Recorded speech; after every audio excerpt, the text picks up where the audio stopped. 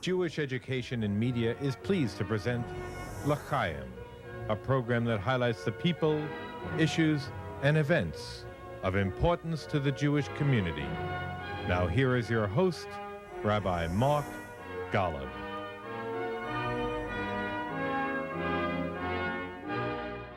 I'm Mark Golub, and one of the issues that many American Jews care deeply about on the Israeli scene is the extent to which non-Orthodox Judaism is respected and integrated into Israeli life. As I'm sure most of you know, the Orthodox establishment in Israel, reflected in the Orthodox Chief Rabbinate, controls most of the patterns of Jewish life in Israel when it comes to such things as marriage and divorce or conversion and aspects of public holiday observance.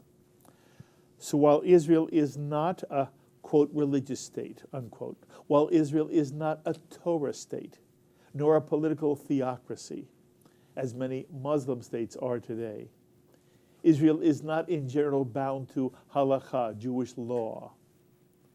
Still, when it comes to issues of personal Jewish status and public life, there is a halachic hold on Israeli life by the Orthodox Chief Rabbinate. So, for example, if two Israeli Jews want to be married in the state of Israel, they must be married in the presence of an Orthodox rabbi sanctioned by the Chief Rabbinate. And many Israelis have what tantamounts to what we in America would call a civil marriage ceremony, meaning it's a perfunctory ceremony at the equivalent of a city hall. They're formally married by that ceremony, but the couple then has another wedding ceremony where they invite all their family and friends, and often a non-Orthodox rabbi presides, and that becomes the real celebration of their marriage. But as far as the state of Israel is concerned, their actual marriage, registered by the state, is the wedding that they had with the Orthodox rabbi. And while that's what many non-Orthodox Israeli couples do, many other Israeli couples find this two-ceremony procedure unappealing. And so they go outside Israel, to Cyprus or to a European city or to America for their wedding ceremony, which creates this bewildering irony of Jewish life, that the only place on earth where two non-Orthodox Jews cannot be married in the way of their own choosing is the Jewish state of Israel. But it's not only marriage where there are issues. There are issues of whether non-Orthodox conversions block a convert's legitimacy in Israel when it comes to something like being accepted as a Jew for purposes of marriage. And should public transportation operate on the Shabbat and Jewish holidays to serve the needs of non-Orthodox Israelis and non-Jews in Israel? Should the Western Wall be run as if it's an Orthodox shul? Or should all Jews be welcome to stand at the Western Wall, men and women together? Should women be allowed to pray and read the Torah in freedom at the wall? And which rabbis and synagogues should receive public funding? Should non-Orthodox synagogues receive the same public funding as Orthodox synagogues? And should non-Orthodox rabbis receive the same public funding which Orthodox rabbis receive? In essence, should Israel reflect the spectrum of Jewish pluralism, which characterizes the vast majority of Jews throughout the world and in Israel itself? These are some of the most interesting and complex social issues challenging Jewish life today. And one of the individuals on the Israeli scene championing the cause of Jewish pluralism is a remarkable man and the loveliest of human beings, Rabbi Uri Regev, President and CEO of Hiddush, a pluralistic nonprofit organization in partnership with Diaspora Jews, dedicated to promoting religious freedom and equality in the state of Israel. And Uri, it's so wonderful to have you sitting at this table once again. Thank you for joining us. Thank you. It's wonderful to be back. So there are so many questions I want to ask you, and you just had in September this annual study, yes, called? Correct. The Israel Religion and State Index. Exactly. And I want to quote a couple of things published in your annual study in 2014, this September 2014. I want to put some of these stats up on the screen, and then I just want you to begin by giving me your assessment of where the whole issue of Jewish pluralism stands in the State of Israel. But these are some of the findings that were published in the September 2014 Hiddush study. 1, 60% of ultra-Orthodox Israeli Jews oppose freedom of religion and conscience in Israel. 84% of the general Israeli public continues to support freedom of religion and conscience. Uri, let's start there. How do you assess the issue today in terms of Israeli public support for what we call here freedom of religion? By the way, freedom of religion is really a term that comes out of American life. We're really talking about the extent to which Israeli society would reflect the Jewish pluralistic sense that there should not only be Orthodox Judaism in Israel, but there should be non-Orthodox expressions of Judaism in Israel which are respected and become a formal part of Israeli life.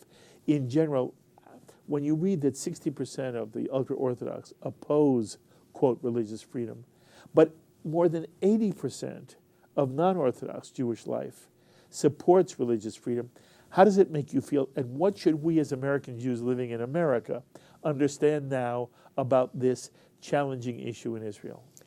Well, I think you put your finger right on the two key points. One is, how do I feel? I feel encouraged. Every time I see these studies, which reflect accurately and consistently public opinion in Israel, I'm encouraged knowing that the struggle for religious freedom and equality in Israel is a struggle not against Israel, it's a struggle for Israel. It's a struggle for Israelis and with Israelis and by Israelis. So I feel wonderful seeing that we are pursuing a cause that is really the will, the desire, the hope, the dream of most Israelis. And I want to underline what you're saying, because it isn't a question of what do American Jews or diaspora Jews want. Exactly. That's exactly the point. The battle for religious pluralism and religious freedom is not diaspora Jewry, American Jewry trying to push down the throats of Israelis, a foreign notion. On the contrary, it is the partnership of Israelis and the overwhelming majority of American Jewry that understands that Judaism can thrive only in an open, pluralistic environment. Okay, so more than 80% correct. encourages you. Correct. The second point is that you mentioned freedom of religion is not the concept that you would be using, but rather pluralism. You are right. In the substance of what we do is promoting pluralism. But that's another point that I think is important to understand. Actually, freedom of religion is very authentically Israeli. If you look at the Declaration of Independence of the State of Israel, it uses the phrase, Israel will uphold full social and political equality regardless of religion and will ensure freedom of religion, conscience, culture, education, yes, etc. Although, Uri, the truth is, wasn't that statement in the Declaration of Independence meant for non-Jews? The Declaration of Independence was saying that even if you're not a Jew, your religious tradition will be protected and respected in the State of Israel. It wasn't aimed at Jewish pluralism, which now is really what you're working for. And I don't want to distort the Declaration of Independence. I understand. I think that I breathe life into it. I think those who distort it are unfortunately politicians who make the deals sacrificing, selling out our dignity, our basic rights, etc.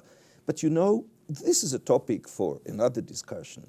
I think that there could be a fascinating conversation about what did all men are created equal mean? In the American context. Exactly. Exactly. Who was it meant to relate to? At what point did we understand that all men are created equal cannot coexist with slavery? I think we in Israel now realize that whatever, you may be right, whatever may have been the original intention of the drafters in saying freedom of religion and conscience, we now cannot reconcile the lack of the right to family, the right to marriage, full recognition, equal recognition of all converts to Judaism, etc., with the promise of freedom of religion. Okay. Just can't work out. Okay. Again, I would like to believe that the state of Israel is moving toward an era in which Jews of all expressions, I drafted a prayer for Israel that my own chavurah says many times. We read it whenever there's an issue. We read it very often on Shabbat. We read it on the high holidays. And one of the things that we pray for is that all expressions of Judaism will be recognized as expressions of the Sinai covenant. And I think what you're doing is extraordinary and important. And not only that, I think there's an evolution of understanding of why it's so critical that Israel embrace all expressions of Judaism. And that, to me, is what you're fighting for. And it seems to me that the Israeli public, and I always have argued, Uri, that it's not until the Israeli public care about this issue that it really will make any progress. It's nice for American Jews and for the reform movement, the conservative movement, the Reconstructionist movement here in America to care. But it's the old saw. If you really want to make change, you have to do it from within. And everybody should understand, we've met before here and you've told us your story, but I want to remind people, you're a Sabra. You were born in Israel. You're an Israeli. You became a lawyer. Then you became a Reform rabbi in Israel. And the work you're doing is part of who you are as an Israeli. You're not a transplanted American Jew fighting for this. Am I correct? You are 100% Speak correct. to this for one moment. Well, I grew up in what is commonly referred to as a secular environment. And indeed, I'm in full agreement with you. I think Israeli society is progressing. Yes. There is growing appreciation of diverse expressions of Judaism. And interestingly, I think Israel is moving to post-denominational Judaism before it actually ever settled denominational Judaism. Because, in the summer, for instance, I would go to Tel Aviv. I live in Jerusalem. I would go to Tel Aviv to Beit Tfilah Israeli, the Israeli house of prayer. In the summer, they hold services on the beach, on a deck by the water in the old Tel Aviv port. There are as many as 1,000 Tel Avivians who flock to participate in a service which is upbeat with special music written by Israeli composers for them, very rich prayer book, rooted in the tradition, but lots of creative readings, musical instruments, etc. Amechaye. So I'm 100% with you. Judaism will flourish in Israel, not when the Chief Rabbinate will control and further control and greater control over every aspect of Jewish life, but when 1,000 flowers will bloom, Yes. and the richness of the Jewish rainbow will be a reality. That's a gorgeous way of saying it. I want you to remind our audience of the evolution of this problem. Because at one point, David Ben-Gurion made a political decision. When the State of Israel was created in 1948, it wasn't created as an Orthodox Jewish establishment at all. But at one point, for political reasons, Ben-Gurion made a deal with the ultra-Orthodox parties. And the deal was, you become part of the coalition, and in return, you will be given certain rights over marriage and family law and certain aspects of how Israel conducts itself in public. Am I correct? Almost. Qualified. So, the deal Ben-Gurion and Greenbaum, representing the Jewish community, Yes. struck was in 1947, before the state was founded. and it was struck over the deliberations in the UN, and some maintain that this was done because he did not want, the deal was done with Aguda, with Agudat International, Agudat Israel. He did not want them to oppose the founding of the state before the UN commission and deliberations. Interestingly, there was indeed a deal at that time. Part of the deal was that they will have autonomy over educational matters of their own community, namely the Aguda, the ultra-Orthodox community, provided that they teach core curricular studies. That has never really been fully realized. They refuse to teach core curriculum. We could talk about the impact of core curriculum. This is just a minor issue. This will decide Israel's economic well-being into the future. So yes, there was a deal. It preceded the state. It came further into interpretation or translation after the state was founded. Interestingly, Ben-Gurion thought that doing that and bringing them onto his cabinet, he would be able to co-opt them.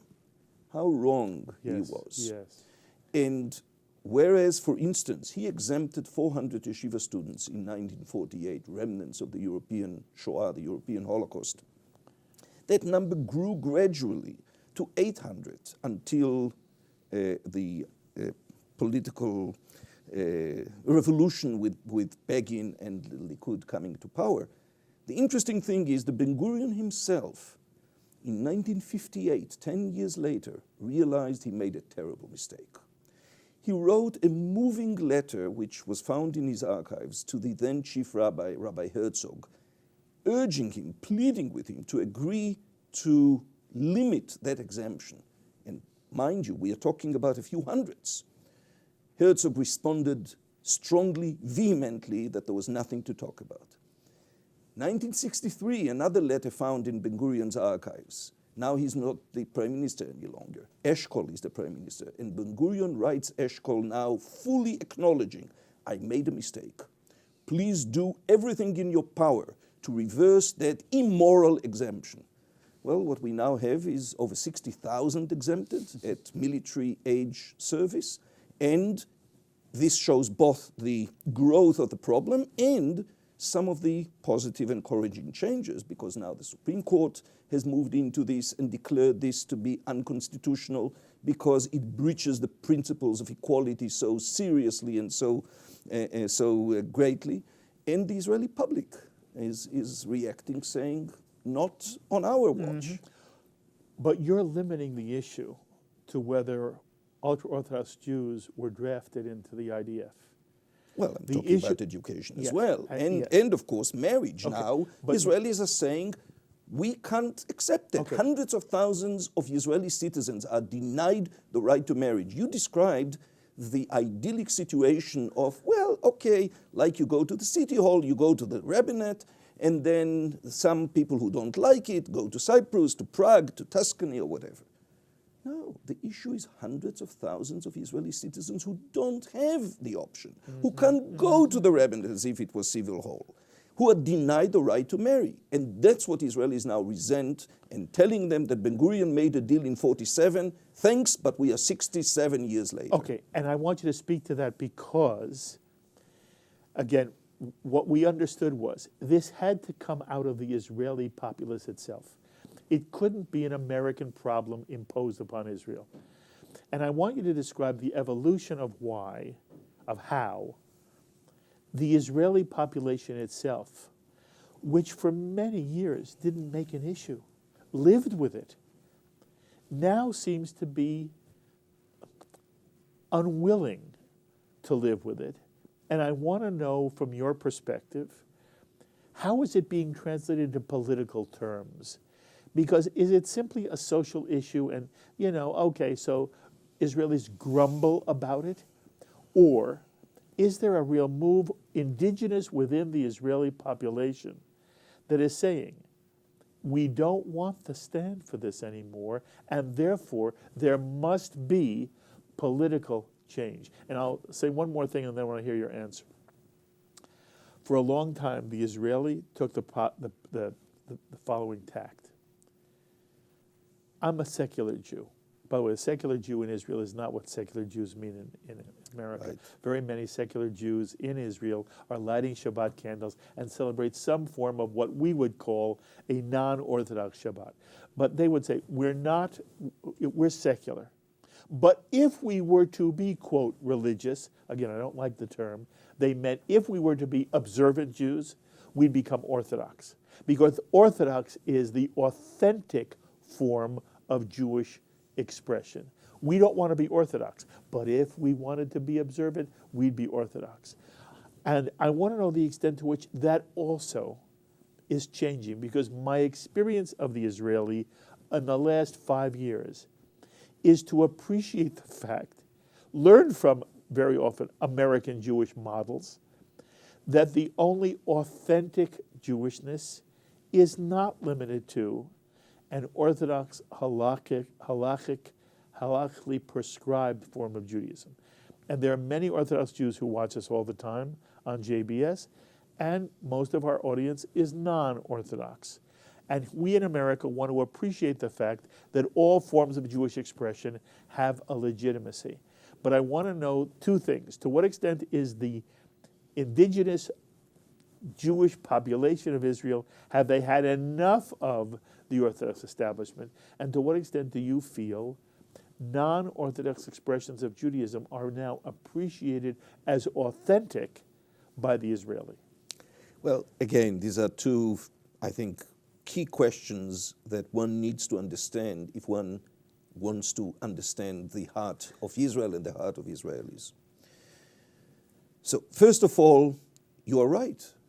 In the 60s, the 70s, there was this misguided notion the synagogue I don't go to has to be Orthodox. Gone. Cool. The number, I described to you the house of prayer on, Yes, in gorgeous, Tel Aviv. gorgeous event. There is a whole network of now post-denominational prayer groups. Reform and conservative Judaism have grown. I mean, when I was growing up, there were a handful of congregations. We now are looking at over 40 congregations in the Israeli Reform movement, over 40 congregations in the Israeli conservative movements, strong youth movements. The idea of Jewish pluralism is now appreciated by Israelis who, again, I don't want, the irony is that you are talking about secular Israelis and you are explaining to our audience that it's not like the American term secular. You are so right. Part of the tragedy is that what turned so many Israelis to define themselves as secular is the established orthodoxy in Israel. Because for many years, if the choice for the average Israeli was, am I like the chief rabbis or am I secular? Because these were the two options that people considered, count me as secular. We slowly and gradually see this changing. This is reflected in a variety of ways. You can see it in the schools, you can see it in the non-Orthodox synagogues, you can see it in the public discourse, you can see it in the media. It's taking root. So that's good news. 2 weeks ago, the Israel Democracy Institute published their annual Israel Democracy Index. One of the questions that was asked was, what's the level of trust that you have in the different institutions of state? It's a very disturbing realization for the rabbinate because they're at the bottom of the barrel. Why does it continue to exist, Uri? Okay. So the only reason, and let no one mislead you on that, the only reason is politics. Had it not been for politics and using the established rabbinate as a trading card, I'll give you my votes to support your candidates, and the reality is that the trading has been primarily in previous years with the ultra-Orthodox parties, with the decline of modern Zionist orthodoxy, and therefore what you saw was a consistent choice of ultra-Orthodox rabbis to serve as chief rabbis. Who in the world thought that this is what Israelis would want? Israelis don't want it. Politicians want it, and they want it not because they believe in it, but because it's a quid pro quo. Is there no way for the Israeli electorate, for the average Israeli populace, to somehow squelch the Chief Rabbinate? On the face of it, looking at the numbers, it should be easy to get rid of the institution of coercive Judaism. And by the way, we didn't mention it yet, but it's important for me to stress, now more than ever before, those who support Hiddush and those who support the cause of pluralism and those who support the cause of marriage freedom are also Orthodox Jews and Orthodox rabbis. A revolution against the established rabbinate has started within the Orthodox community. Isn't that thrilling for you? So of course it is. And that's part of our new alliances, both in Israel and here. You know, there is now a movement for non-chief rabbinate kashrut. Yes. There are Orthodox rabbis who feel that kashrut is suffering because of the institutionalizing. Okay, So, and speak for one moment to help so our the audience politics. understand. No, I want before sure. we get. There's a difference between Orthodoxy and Haredi Judaism Yes. in Israel. Explain that. So Jewish life has developed in modern times so that on the one hand you have neo-Orthodoxy, modern Orthodoxy, starting with, let's say, Samson Raphael Hirsch in the 19th century, and this developed into Zionist Orthodoxy and the Mafdal, the Mizrahi, and then you have another branch that branched out into two groups, the Hasidic group and the Lithuanian Yeshiva group. Altogether in Israel, while for decades the modern Zionist Orthodox had the upper hand numerically, the ultra-Orthodox now are growing rapidly and modern Orthodoxy is shrinking. In Israel. In Israel. So for instance, whereas in 1980 only 3%, according to the studies, considered themselves to be ultra-Orthodox, now more than 9% consider But themselves. it's still under 10%. Of course. It's less than 10%. And to a great degree it is explained by the birth rate, because whereas an ultra-Orthodox But family... it's less than 10. You know, every now and then it is Jews will less say to me, than 10%. "Oh, the ultra-Orthodox are growing so large in Israel." They're less than 10%. Yes. But when the main political camps are center and left of center and center and right of center, the 10%, or with the modern Orthodox, 20%, the 20% can act Absolutely. often as if they were the 80%. Yes. They call the shots. Yes. Because they have theoretically the ability to dictate whether it's going to be a left-oriented government or a right-oriented government. Most Orthodox and ultra-Orthodox define themselves in terms of right-wing politics. Yes. Now, in the last elections, and your previous question alluded to it, in the last elections there was a revolution in the public with Yesh Atid, with Yair Lapid's party, and we did studies a few days before the elections and a few days after the elections. Clearly issues of religion and state played a key role in the elections and caused the last government to be, for the first time after many years, a government that's not based on Haredi parties. What will happen next is difficult to say. What are you worried? Well, I am worrying because at this point, the inability of those center parties to work with the Likud in forming a stable government coalition resulted with early elections, resulted with both Netanyahu from his perspective and Herzog from his perspective already eyeing the next coalition and speaking openly about their desire to enter into a pact with the Haredi. Amazing, amazing. Your study shows that more than 2/3 of Israeli Jews, 2/3, support joint efforts between Israel and world Jewry to advocate for freedom of marriage in Israel. 66% of Israeli Jews and 74% of non-Haredi Jews, includes Orthodox, but 70% of Jews who are non-Haredi support recognition of civil marriages and non-Orthodox marriages in Israel. That's an astounding finding. I want to know simply, bottom line, are you encouraged? What do you think is going to happen that will open up the ability of Israeli non-Orthodox Jews to find a way to marry legitimately in the state of Israel? Take a moment and just give me the bottom line. Okay. I'm encouraged and I'm optimistic, in part because I think we see a growing significant majority among Israelis who say this is unacceptable. Individual heartbreaking cases in which you feel that this just can't go on, and an awakening on the American Jewish side. During the last year, I think since we spoke, there has been really a transformation. The Jewish Federations of North America have approved a project called IREP, the Israel Religious Expression Platform, primarily focusing on freedom of marriage in Israel. The American Jewish Committee has undertaken to launch a wide coalition of organizations and individual leaders promoting freedom of marriage. I believe that we are now closer than ever before in the history of the State of Israel, both in terms of the internal Israeli political and public awakening to the need to change on this issue, and the ability to partner with the leading forces of American Jewry. That would be wonderful, wouldn't it? It certainly would.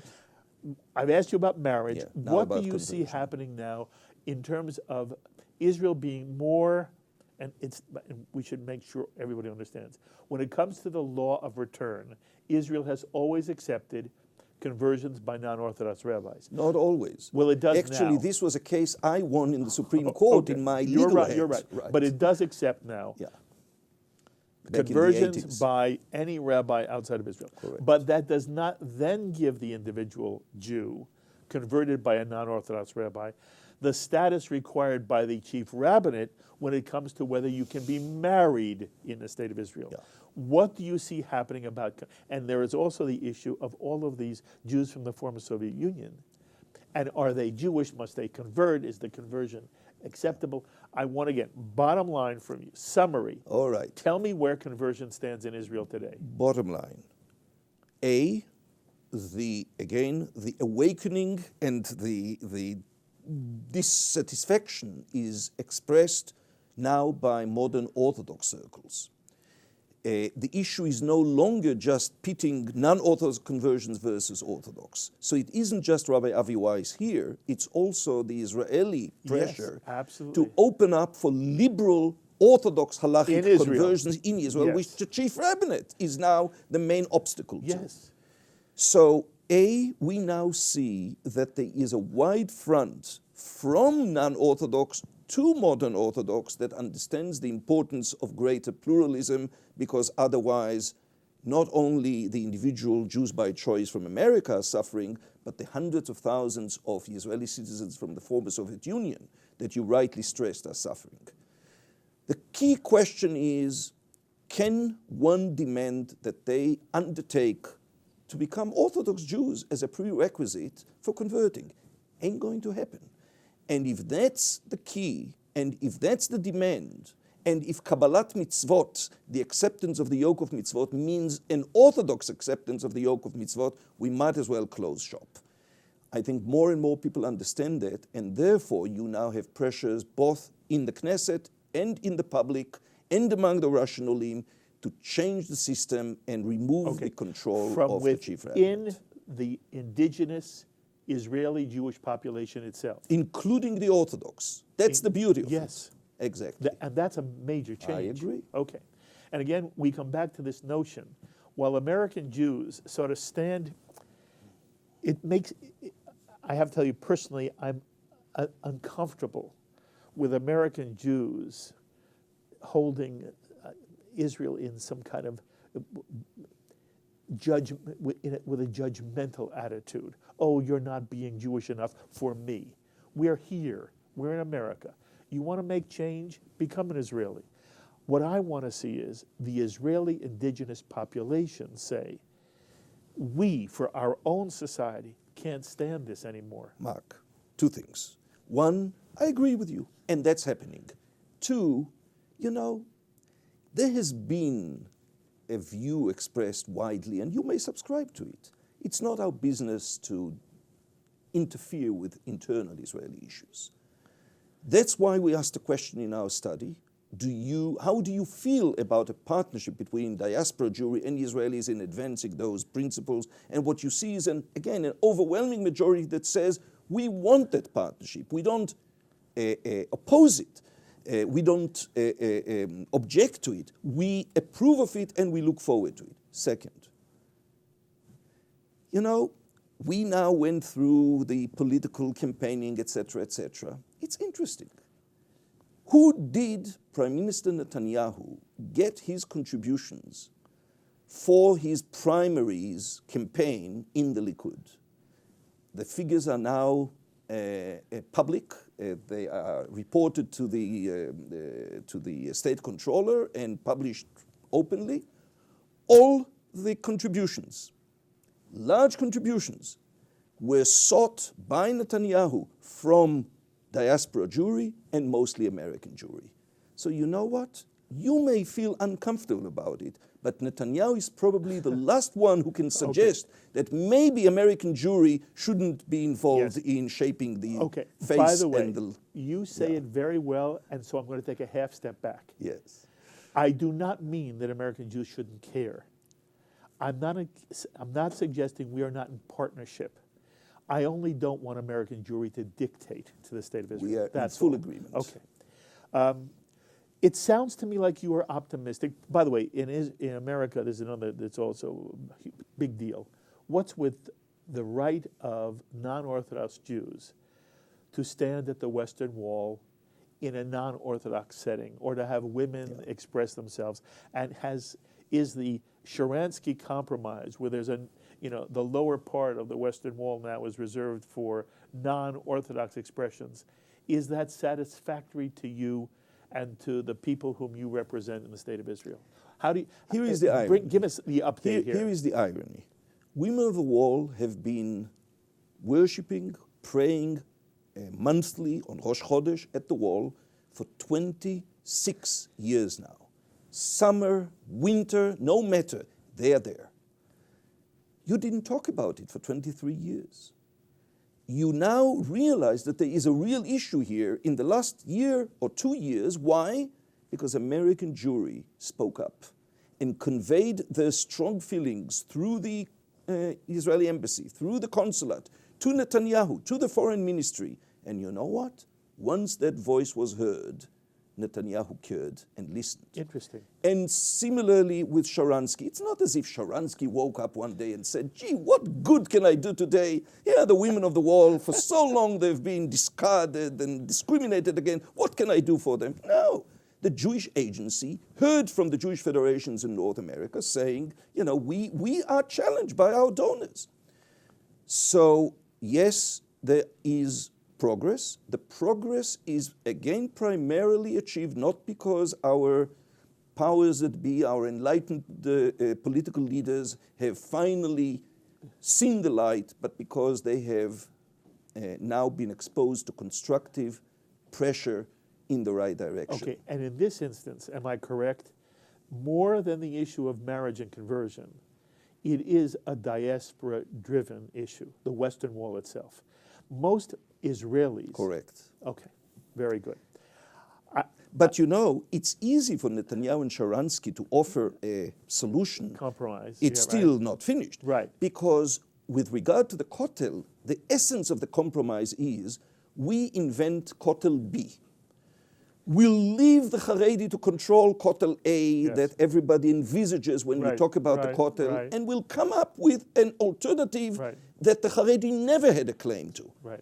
That's not the same with the control that they have over marriage, over conversion, etc. And that's why these are tougher issues, but they need to be addressed. Beautifully said.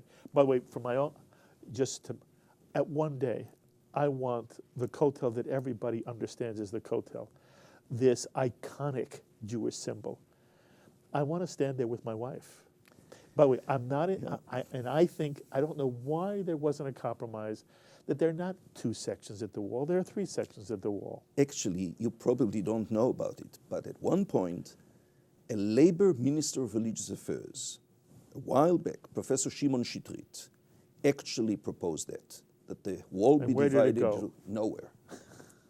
But isn't it sort of an obvious solution? Of course it is, but the reality is that the Orthodox control, the Orthodox establishment, doesn't just care to have their rights respected and their ability to pray at the wall respected. They unfortunately maintain that their right to deny others the right to pray is also part of their, what they consider to be respect to their feelings. Yes, you've said it and perfectly. that's the tragedy. That The is tragedy is that rather than live and let live, rather than enjoy the richness of the rainbow, rather than say tzaddik be'emunato yichyeh, the righteous shall live by his, her faith, not by somebody else's faith, we have a situation whereby for too long the establishment, again, not all orthodoxy, but the Orthodox establishment has become used to controlling what's legitimately Jewish and what's legitimately not Jewish, and what rights Israelis will have and what dignity they can enjoy when it comes to Jewish affairs, to the detriment of both Judaism, the Jewish people, and the ability to celebrate Israel, which is both Jewish and democratic. Okay. You know, we spoke earlier that sometimes one can look at an historical document and try to find in it what supports what they believe. And it's, you know, the genius of the Jewish tradition and the Talmudic process is it's constantly evolving. And that really Judaism is not a fundamentalist-oriented tradition. It's a tradition that constantly sees itself interpreting and then reinterpreting. So I don't want to make out of the Declaration of Independence of the State of Israel something written in stone that was never there or never meant to be. And I hear very intelligent, well-meaning Jews who love the State of Israel saying that there are two issues, that Israel should be a Jewish state and a democratic state. And is it ever possible that those two values can either come into conflict or must be prioritized? That it's not Jewish democratic as if those two principles are equal, but that there is, again, a sense of priority about Jewish and democratic. I don't know any Jew, Uri, who says that the State of Israel should not be Jewish or should not be democratic. But I do hear Jews disagree about what do each of those words mean? What does it mean for Israel to be Jewish? And what does it mean to be democratic? And the best way to describe this to our audience is there is a notion of Jeffersonian democracy. And you point out that even in the founding documents of this country, slavery was built into the system. A Negro was not a full person. The Constitution of the United States says the Negro is three-quarters of a person. Now, over time, that has changed. Thank God that has changed. So I want to know from you, how does Uri Regev define what does it mean for Israel to be a Jewish state? What does it mean to be a democratic state? And is there in your own mind a hierarchy between Jewish and democratic? And how does it apply now to the living reality of the State of Israel? I think we'll be doomed if we are going to lose the ability to align Israel as a Jewish state with its democratic core. I believe the two are indeed complementary and not contradictory, provided, as you alluded to it, that we understand Judaism not as a theocracy, and that we understand democracy in a way that, for instance, allows for affirmative action.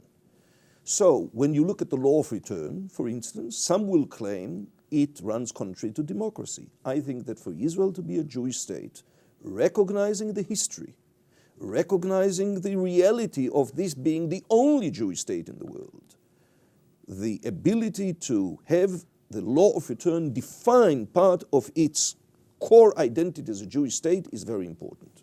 Having I want to said make sure that, everyone understands. yes, What you are committed to is a notion that Jews have a right to have automatic citizenship under the law of return, but Uri Regev is willing to live with a Jewish state that says that automatic citizenship only is extended Correct. to Jews. Correct. That, in your mind, does not negate the notion of Israel being a democratic state. Definitely not, Okay. because I believe that we have come to appreciate the role of affirmative action as part of the merits of democracy, not the deficiencies of democracy.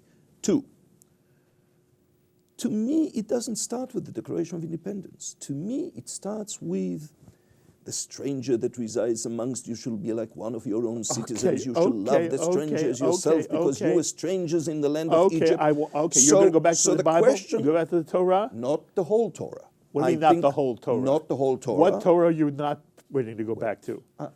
Being a liberal Jew, I believe that there are certain aspects of the Torah which are universal and everlasting, and there are certain aspects of it, such as, for instance, the second class of women compared to men, that I have no willing to accept.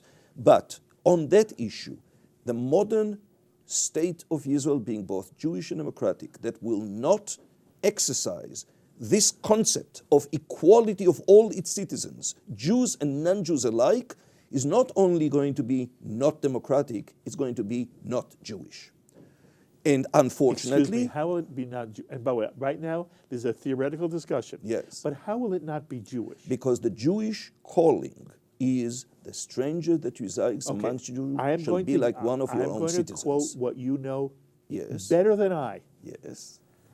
The Torah has a very specific concept of the non-Jew living within the Jewish polity. It's called the Ger Toshav. Yes. The Ger Toshav is not a concept that I created or a concept that anybody created outside of the Jewish tradition. The Ger Toshav, which sort of means the stranger who lives among us. According to the Torah, the Ger Toshav must be extended. Every social, civil, legal right of any Jew in the polity. But there is a distinction between the Ger Toshav and the Jew. And I am not saying this should be the model of the state of Israel. But when Uri Regev comes on this program and suggests that Jeffersonian democracy is in the Bible or in the Torah, I take exception with you. Yeah. The Jewish concept is we will have a Jewish entity for Jews, and anyone who wants to live in peace with us. By the way, it only applies to somebody who wants to live within the Jewish polity according to the general laws of that polity. Any non-Jew who wants to live must be treated socially, educationally, health care. Every social service must be identical to the Jew, but the Ger Toshav is not a citizen of the Jewish polity. That is the Torah model, and there's something magnificent about it, because nowhere else on earth was there the Ger Toshav concept that the Jewish tradition insisted be extended to the non-Jew. But anybody who argues with me that the Torah is somehow a Jeffersonian democracy is not being honest. I want you to speak to that. Yes, I've no doubt that you are right, and that was not my claim. Okay. The question is, where do we derive our inspiration for a modern state that's going to be both Jewish and democratic? Yes. Now, just like the Constitution had no chads, the Torah does not have a Sabbath clock and does not have the posbul. Reality presented new challenges, new questions, and new institutions and solutions were found that cannot be found in the Torah. What I'm suggesting is that indeed, in a Torah-like theocracy, the institution or the status of the Ger Toshav sufficed. That Torah-style theocracy does not exist, will not exist. Some claim it never existed. But the question is therefore, where do we derive our inspiration regarding how should Israel as a Jewish and democratic state treat its non-Jews? Yes. And what I'm suggesting is this verse and many other verses serve us to dictate the principle of the matter, not the formalities, but the principle. And the principle is that as a persecuted minority in Egypt, prior to the Torah verses. And there's a persecuted minority in the world prior to the founding of the State of Israel. We should know better that a Jewish state is a state in which minorities enjoy equal rights. Frankly, in some ways, they should even enjoy greater rights, because to deal with the persecuted minority is to know their pain and to know their needs. And if we don't know their pain and we don't know their needs, I think, as I suggested before, we not only forfeit our claim to democracy, real democracy, we forfeit our claim to genuine Judaism. Okay. So you've given us sort of the State of the Union in terms of where does the State of Israel stand in terms of, again, I'll use the phrase, the development of freedom of religion in Judaism. My last... and appreciation of Jewish diversity. Yes. So one more time, as you look at the landscape now, what do you imagine for the next year? What are your hopes for the next year? I asked you, does it create enormous anxiety? And you gave a lovely answer. Your life is bigger than this. But at the same time, what do you see now, Uri, for the next year and as you move forward? What are the battles you hope, or the challenges you hope you may really make some progress in? Ordinarily, if you ask me about, how do you see the next year unfolding, I would have an easier time answering. We are talking just shortly before the elections in Israel. Yes. And I have a very And you're going to be back time. afterward. We'll talk Yes, again, right? Exactly. Okay. So I have a very difficult time projecting what will happen in the coming year. I don't have a crystal ball.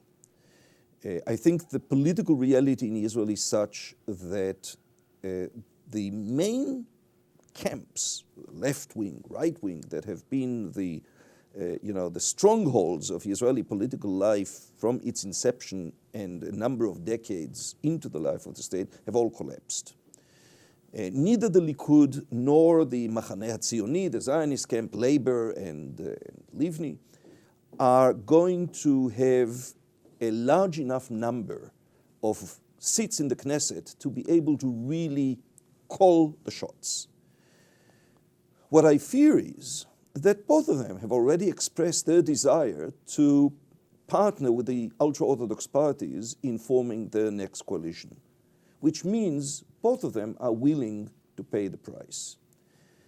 The irony and the conflict is in the fact that the Israeli public does not want to pay the price. And a poll that we ran recently when the new elections were announced showed that the overwhelming majority, including the Likud voters, do not want to see the old coalition reestablished, but rather want a civil government and a civil coalition that's not based on the Haredi support, and do not want to pay the price, tachlis, financially, because they know the demands that are going to be mounting in terms of greater financial allocations, greater, rolling back the equal draft, giving up on enforcing core curricular studies, etc., etc. So there is a gap between public will and the will of Israeli politicians.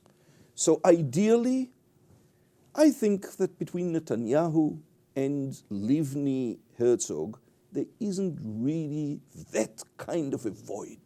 I think if they put a little bit of goodwill and tone down their ego, could come to an agreement under the circumstances where Israel should be moving in terms of the next stages in the international arena, the security arena, etc. I think it's essential for the left and right to work out the differences for the interests of the state and the Jewish people, and indeed not go back to a reality in which the government depended on the goodwill of the ultra-Orthodox. It's detrimental to Israeli democracy, not just Israel as a democratic state, to Israeli democracy. It's detrimental to Jewish peoplehood and to the relationship between Israel and the rest of the Jewish people. So I don't know what's going to happen in a couple months from now. I have my hopes, and my hopes are that we have greater collaboration between the political opposing camps, the civil political camps. Mm-hmm. I think it could go a long way in healing both Israel in every aspect and its world status, but politics has its way, and we will be ready with our efforts at reaching out to the public, reaching out to the courts, partnering with well-meaning diaspora Jewry that cares about how Israel conducts itself, and we shall overcome. You are fabulous. I love you very much. You go from strength to strength. You keep doing. We only put a semicolon. You're coming back very, very soon. Yes, but kol tuv v'hatzlacha, the the contribution you're making to the State of Israel and world Jewry is beyond measure. Thank you. A pleasure to sit with you always. Thank you. Thank you. Uri Regev, President and CEO of Hiddush, dedicated to promoting religious freedom and equality in the State of Israel, an extraordinary human being who is making an extraordinary contribution to Jewish life. What a thrill it is for me to be able to present him to you. As always, I invite you to be in touch with me with any thoughts or comments you may have to anything Uri Regev had to say. Please email me, write me, post on our Facebook wall, tweet me. Send a pigeon. I look forward to hearing from you. Until the next time, I'm Mark Golub. L'chaim, my friends, to life.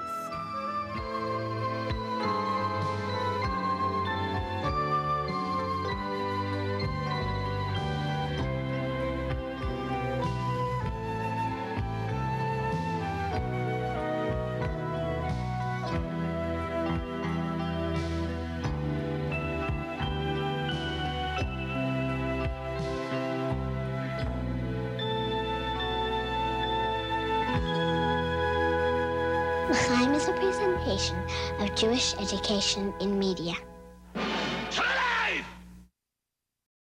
We would be pleased to send a complimentary DVD of this program to anyone who wishes to support JBS, the Jewish Broadcasting Service, with a tax-deductible gift of $36, double chai or more, to the nonprofit organization Jewish Education in Media.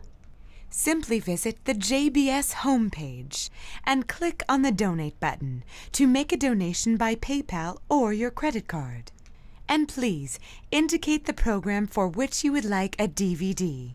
Or you can send your tax-deductible check made out to Jem, Post Office Box 180, Riverdale Station, Bronx, New York 10471.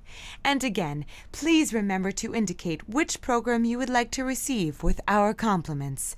And we thank you for your kind support.